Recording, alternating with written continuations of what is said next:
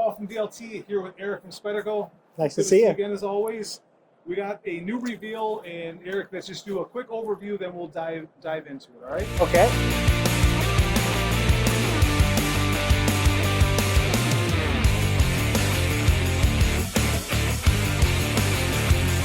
A lot of new sprints. Yes. So this entire back row is sprints. We've got the pink and black, then we've got the 15V, which what has been released from the previous reveals has really crushed it. So adding new models. So we've got the Micro Jimbo, and can you go through the rest of these? Yeah, so Micro Jimbo, the Native 5, so the Native 5 in a lightweight, the Manix 2 in a lightweight, the Yo Jumbo, which has that more aggressive texture, the Military 2 that has that compression lock.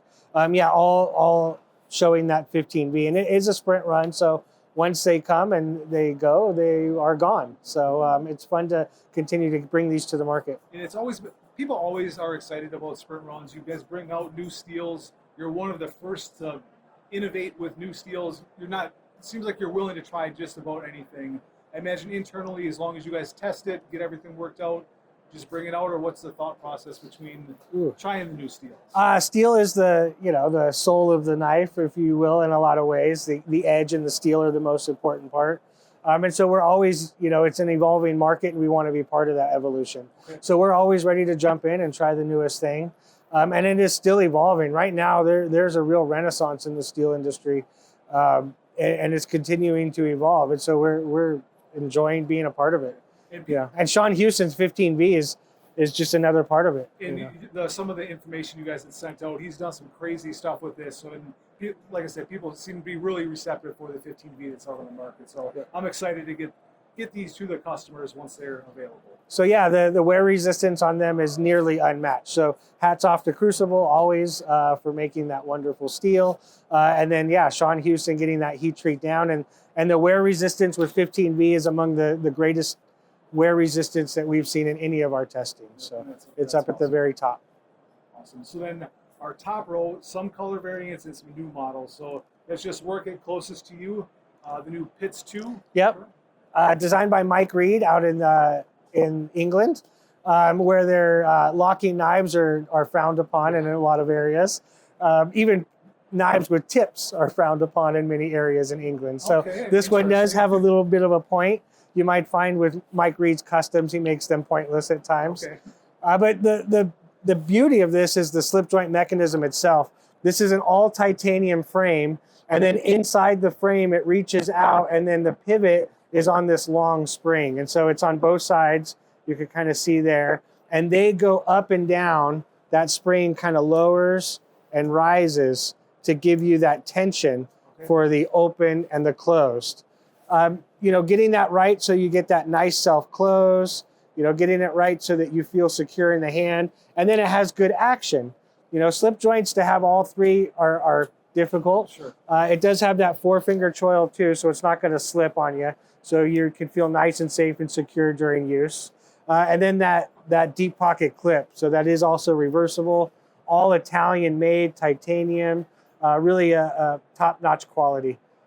M398 on this one as well. So M398, really hard steel. If you're looking for edge retention, it's up there. It's like your 110Vs, your 15Vs. It's just a little bit more brittle. One of the things I loved about the 15V is you got that huge wear resistance, but it wasn't very brittle. Sure. And that's what Sean really brought to the market. M398 is going to give you that great wear resistance.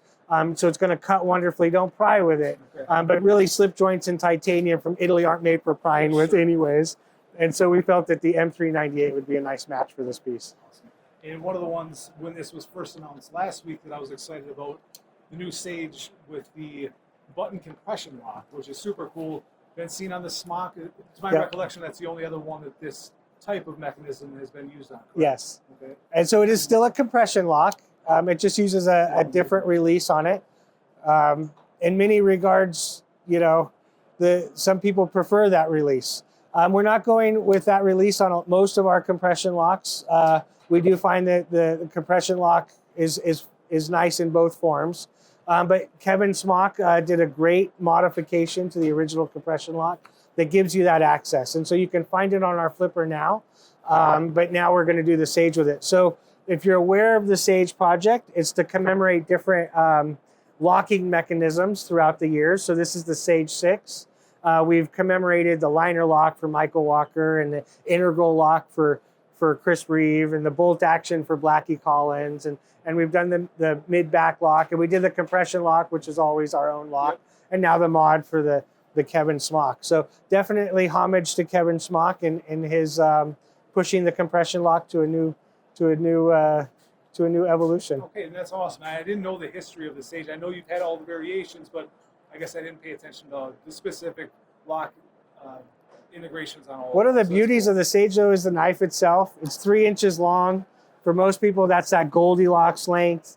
The ergonomics are just fantastic. Fits the hand wonderfully. It has that reverse clip. This one is an S90V peel ply version, so this is just a sprint run. Because there's 2 versions of this. So right. If you're hearing sprint run, like I need to get one of those, you can get one of those, but there will also be an inline. Right, that'll be an S30V Black G10, more of your standard version. So this is an S90V, but it's got that open construction, a wonderful compression lock with that action, that flippable clip, that deep pocket wire clip. The Sage has just been one of our beautiful mainstay pieces. It's a nice design. And this one, when I saw it in the reveal, I'm like, don't we already have that? But it was always fully serrated. Yes. So that's what threw me off on this. Well, we did Plain Edge a long time ago. Okay. Yeah, if you ever watched the movie Hannibal, you might have seen our Plain Edge. Okay. But at Spyderco, if we make something and we discontinue it, we never bring it back in its form that we discontinued in it. Okay. That's one of the things that makes Spyderco collectible is knives are very organic, so every one is a little different than the one next to it. They're not perfect in every matter. Sure. And when they go away, they oftentimes don't come back. So the Plain Edge Harpy we made in the past, the difference to bring this one back, though, is the screw together construction. Okay. So we did bring it back with the serrated version. Now we have the Plain Edge version for some of those people that like that Plain Edge version. Originally designed to cut line. That's why you have that hook in there. Okay, and it makes sense why it was fully serrated. Right, it grabs that line and it really hooks it and cuts it. It's the CO8. So with Spyderco, we sequentially number our knives. So this is the 8th design in Spyderco's history. That's how far back that goes. Gotcha. It's got that mid-back lock, so very strong, very secure, good action, good self-close. With the stainless construction, it's certainly not going to fall apart on you. It also has a little shackle key in here, so if you really get caught in a situation, you can use it to undo a shackle, but it also lets air get to the inside for the mechanism. Gotcha. So it's a nice little evolution to an old classic piece that people still think is really one of the best at what it does.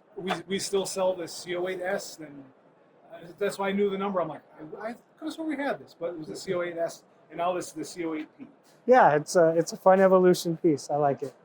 And so this is the Para 3. Yep. In the, I call it the Bumblebee. I know you guys call it the black and yellow G10, so you can see the different color combo there.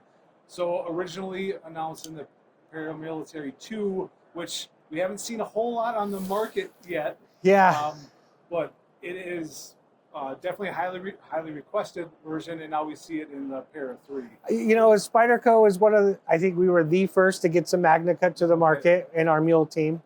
And one of the things that we did is, I guess, shot ourselves in the foot a little bit by deeming it's a salt. That means it's highly corrosion resistant. Sure. And if we're going to start using MagnaCut, we want to make the rest of the components corrosion resistant as well. Okay. And then we want to do it across the full line.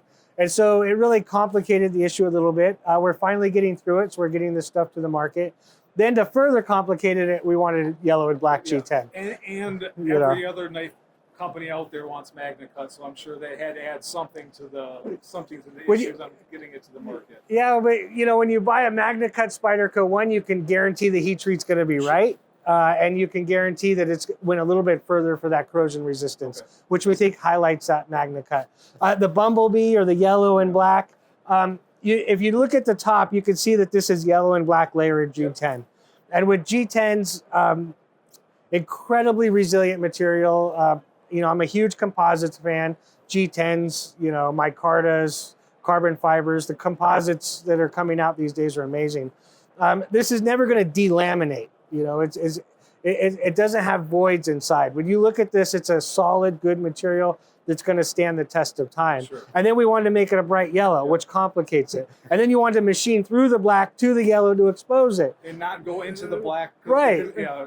So it's got to be laid perfectly. Everything's got to line up. And it's a ball nose, so it's easy to clean out. I mean, when you start to look at what we were trying to achieve, we really went for the stars. And so it did delay the project a little bit, but when we are starting to get them to the market, they're absolutely gorgeous. This is a little rib, if you will, that kind of goes down the middle. Excuse me. So it goes in and out of the pocket a little bit easier, but it does give you that four-way option. Yep. We call this texture our Caribbean texture. You might have seen it on the old Caribbeans. Yep. It gives you that bi-directional grip. But we're doing it on all black versions like you see on the Manix 2 and the Military 2. We have the yellow and black versions. But we are slowly getting them through the facility. Sure. Beautiful knives when you get one, though. Beautiful pieces.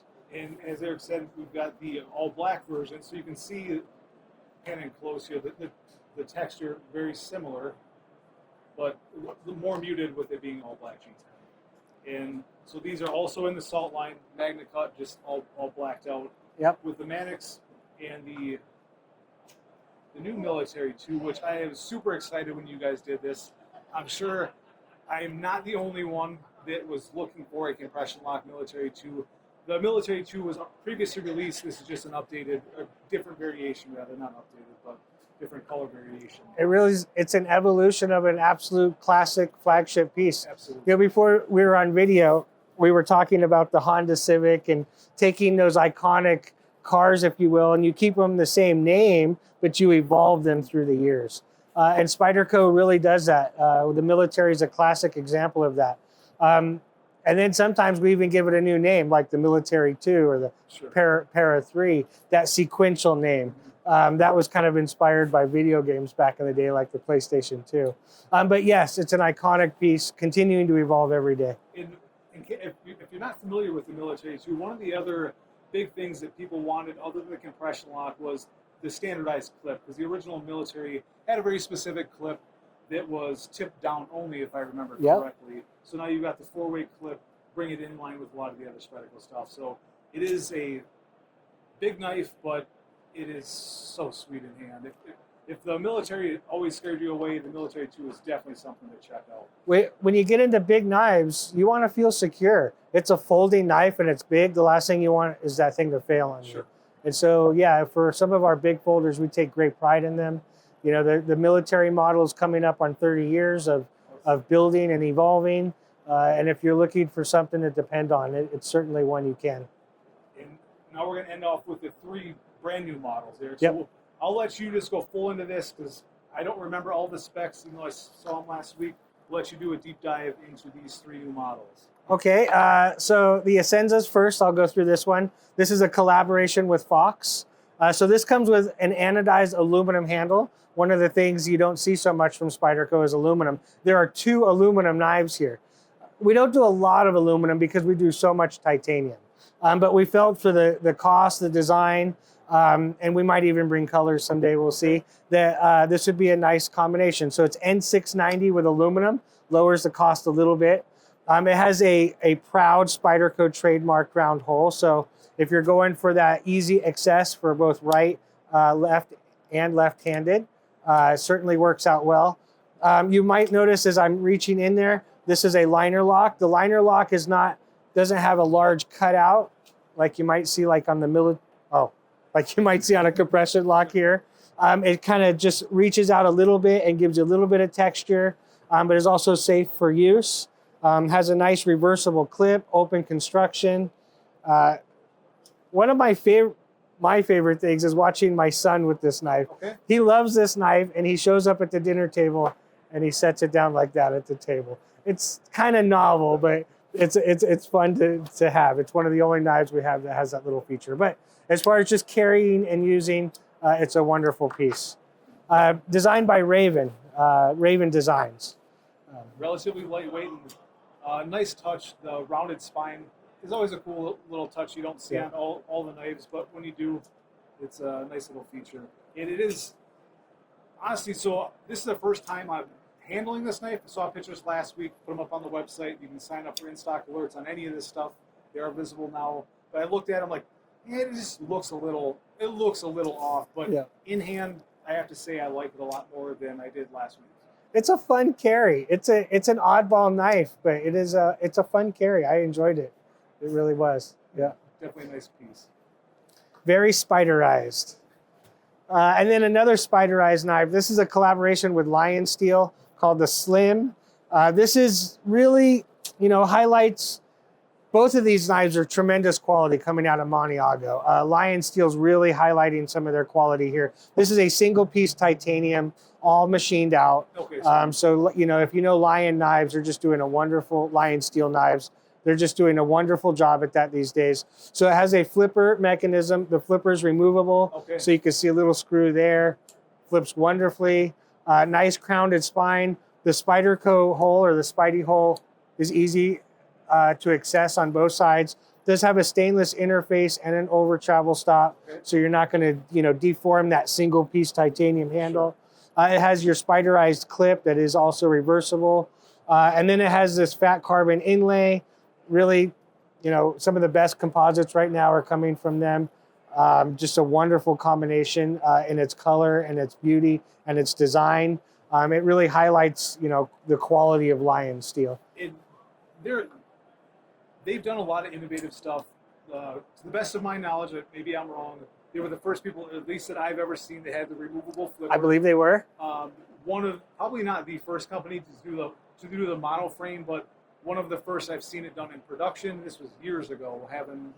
You're really drawing my memory. So what I'm getting at is they've been doing it for a while. So it's Yeah. not like this is some fly by night. They just came up with this. This is a tried and true design.